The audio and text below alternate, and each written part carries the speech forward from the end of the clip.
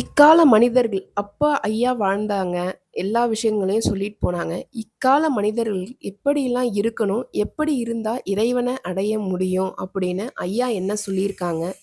இக்கால மனிதர்களுக்கு தங்களின் அறிவுரை, ஐயாவின் அறிவுரை என்ன? மனிதர்கள்னு வச்சுக்கலாமே தவிர்த்து இக்கால மனிதர்கள், அக்கால மனிதர்கள், எக்கால மனிதர்கள் இப்படிலாம் பிரிக்கவே வேண்டாமே. மனிதர்கள். அந்த காலத்திலே மனிதர்கள் இருந்தாங்க. குற்றங்கள் இருந்தது, குறைகள் இருந்தது, யுத்தங்கள் இருந்தது, வயலன்ஸ் இருந்தது, எல்லாமே இருந்தது. இந்த காலத்திலேயே இருக்கு. அந்த காலத்திலே இருந்தது. அந்த காலத்திலே தபசு இருந்தது. அந்த காலத்திலேயும் தபசு இருந்தாங்க. எத்தனையோ ஞானிகள் உருவானாங்க. இப்பயும் தபசு இருக்காங்க. இன்னைக்கு மறைஞ்சிருக்காங்க.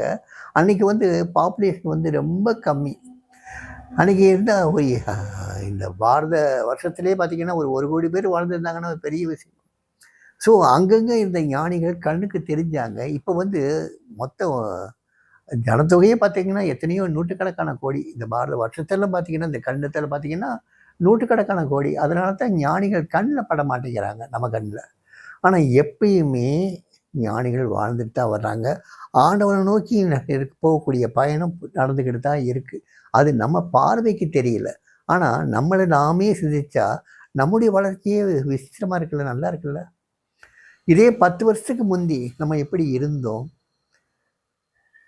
10 வருஷம் கழிச்சு நான் என்னுடைய வாழ்க்கையை நான் பார்க்கும்போது சாமியை பார்க்கறதுக்கு முந்தி, அதாவது கிட்டத்தட்ட 48 49 வருஷத்துக்கு முந்தி என்னுடைய வாழ்க்கை எப்படி இருந்தது, இப்போ என்னுடைய வாழ்க்கை எப்படி மாறி இருக்கு, இதெல்லாம் பார்க்கும்போது எவ்வளோ பிரமிப்பாக இருக்குது.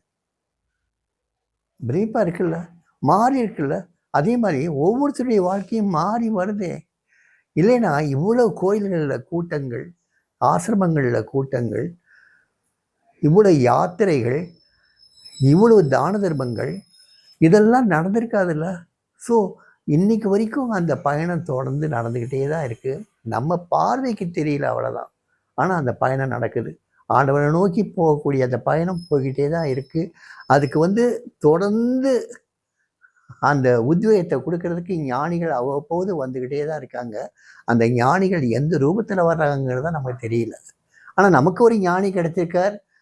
அதில் வகையில் நம்ம சந்தோஷப்பட்டுக்குவோம். ஸோ மற்றவங்க அவங்கவுங்க ஞானிகள் வருவாங்க, அவங்க போய்க்குவாங்க. ஆனால் ஆண்டவனை நோக்கி பயணம் இன்னைக்கு வரைக்கும் நடந்துட்டு தான் இருக்குது.